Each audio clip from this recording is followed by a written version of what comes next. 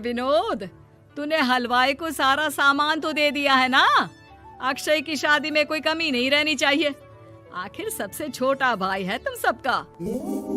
हाँ माँ, आप चिंता मत करो, मैं पूरा ध्यान रखूंगा।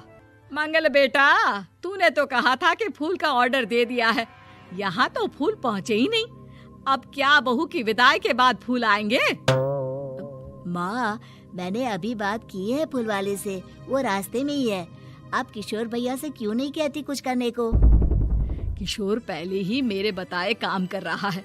पास के सभी रिश्तेदारों और मोहल्ले वालों को कार्ड वही तो देकर आया था। रिसेप्शन के लिए हॉल भी उसी ने बुक किया था। टेंट कुर्सी वालों को भी तो वही देख रहा है। पर कई मोहल्ले वाले तो हमारे भरे पूरे परिवार से जलते भी हैं।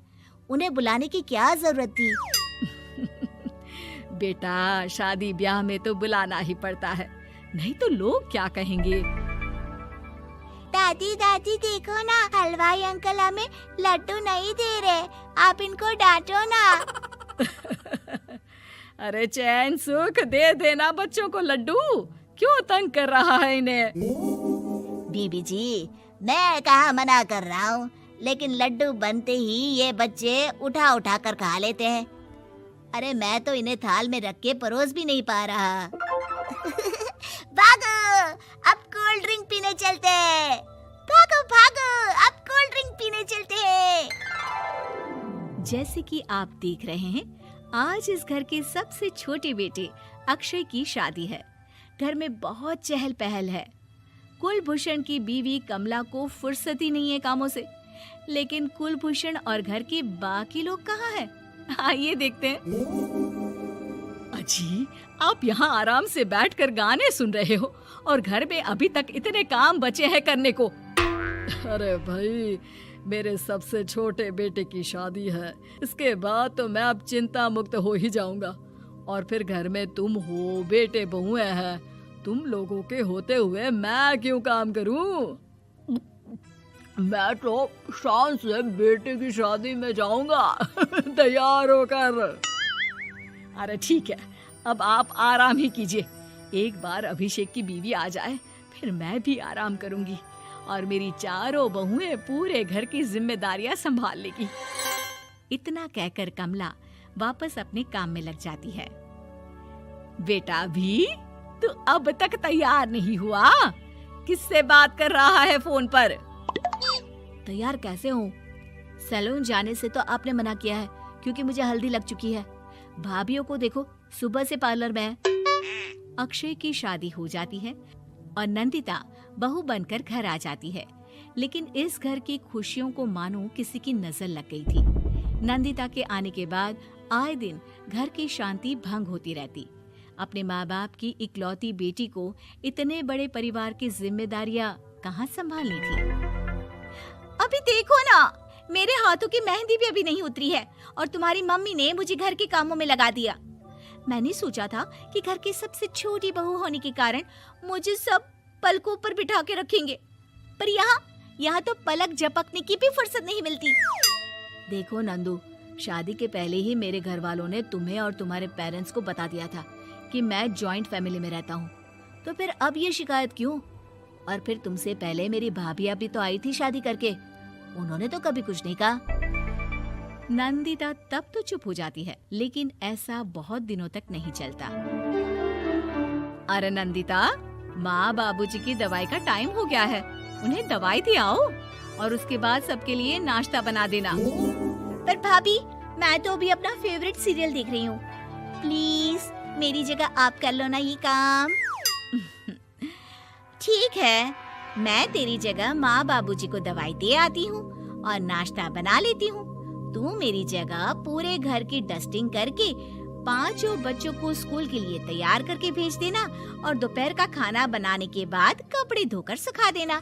उसके बाद हम दोनों मिलकर बाजार जाकर सब्जी ले आएंगे, फिर डिनर की तैयारी कर लेंगे और उसके बाद बस भाभी, मैं माँ बाबूजी को दवाई देकर सबके लिए नाश्ता बना देती हूँ। हे भगवान, ये कहाँ लाकर फंसा दिया मुझे। मेरे घर में तो गिनती की 8 रोटियां और 2 सब्जी बनती थी और नाश्ता निपट जाता था। यहाँ तो रोटियों का ढेर और सब्जियां बड़े बड़े पतीलों में बनानी पड़ती है। नाश्ता बनते बनते लंच का टाइम हो जाता है और लंच बनते बनते डिनर का।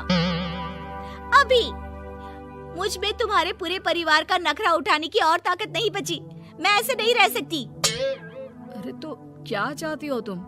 मुझे अलग रहना है बस। तो ठीक है, हम कल ही शिफ्ट हो जाएंगे किराए के घर में। इतना बड़ा घर होते हुए हम किराए पे क्यों रहेंगे? ना जी ना, घर में ही दीवार खड़ी करो अपने हिस्से के आगे। घर के साथ साथ घर की खुशियों में भी दीवार खींच जाती है। ऐसे ही कई महीने बीत जाते हैं और नंदिता माँ बन जाती है। बच्चे के आने से अभिषेक के कंधों पर खर्चों का बोझ आ पड़ता है। अभिषेक का बोझ कम करने के लिए नंदिता भी पार्ट टाइम जॉब कर लेती है, लेकिन इससे उसके सर पर नौकरी, घर और बच्चे की जिम्मेदारी बढ़ जाती है। नंदिता, ये क्या है?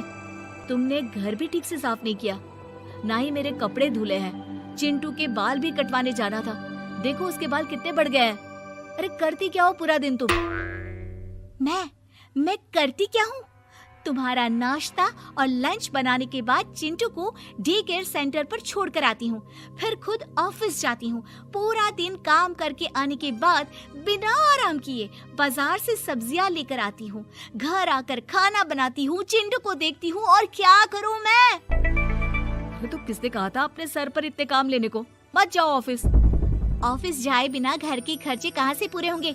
चिंटू की डे केयर का खर्च, उसके लिए बेबी फूड का खर्च, प्रेस वाले का खर्च, ये सब तुम्हारी सैलरी से होता नहीं है। अगर परिवार से अलग नहीं होती तो इतनी मुसीबतें नहीं उठानी पड़ती तुम्हें। तुम्हें परिवार के साथ मिलकर काम करने में दिक्कत थी, लेकिन काम तो अब भी बहुत है तुम्हारे सर पर। चिंटू को भी डे केयर भेजने की जरूरत नहीं पड़ती। उसको गोद में खिलाने के लिए दादा दादी और घर के सभी बड़े होते। उसके साथ खेलने के लिए उसके भाई बहन भी होते। मेरे तीनों बड़े भाइयों के बच्चे भी बड़े हुए हैं, लेकिन बिना महंगा बेबी फूड खाए, क्योंकि मेरी माँ और भाभियाँ बहुत अच्छे से जानती है कि बच्चे को क्या खिलाना चाहिए। बिजली के बिल जैसे खर्चे भी सब मिलकर बांट लेते थे, लेकिन तुम्हें तो सबसे अलग रहने में ही मजा आता है, तो अब शिकायत क्यों करती हो? बस करो अभिषेक, बस करो। मैं मानती हूँ कि मैं गलत थी। मेरे एक गलत फैसले ने हमें बिल्कुल अकेला कर दिया है सबसे। एक घर में होते हुए भी हम बाकी परिवार से अजनबियों की तरह रह रहे हैं। अभिषेक और नंदिता की सारी बातें घर के बाकी लोगों को सुनाई दे रही थी। तभी कमला बोल पड़ती है। अरे नंदिता बहू, किसने कहा कि तुम अकेले हो? तुम्हारा इतना भरा पूरा परिवार है ना तुम्हारे साथ। हम तो बस ये चाहते थे कि तुम अपनी गलती समझ जाओ। अगर हम तुम्हें समझाते तो शायद तुम ना समझती, लेकिन अपनी गलती का एहसास तुम्हें खुद हो गया है, तो अब तुम समझ चुकी हो परिवार में एक साथ रहने का मोल क्या होता है। मम्मी जी, मुझे माफ कर दीजिए, अब ऐसा दोबारा कभी नहीं होगा।